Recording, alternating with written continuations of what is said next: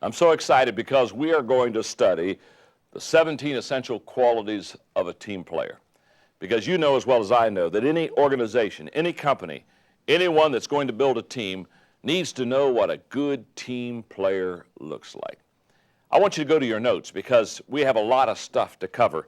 And I want to do my very best to help you to really know what a good team player looks like. In the 1980s, when it comes to companies and organizations, there were a lot of books and teaching about management. Peter Drucker, of course, is the management guru, and a lot of people just absolutely said, if you want to build your company, if you want to make a company strong, you have to have good management, and there's a lot of truth in that.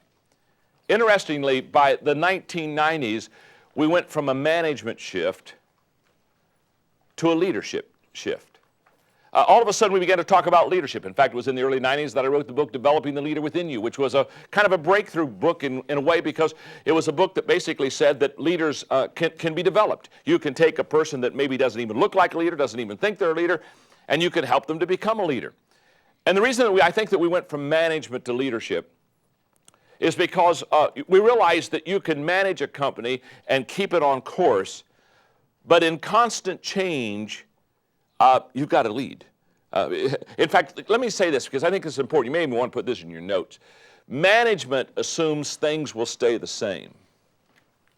Leadership assumes things will change. Does that make sense? And that's exactly what happened. In the 1990s, all of a sudden we realized we're in a very fast-paced society. We realized that it's true that things change quickly and nothing does stay the same. And all of a sudden we began to realize that if we're really going to build a company, if we're really going to grow an organization, we're going to have to go from management to leadership.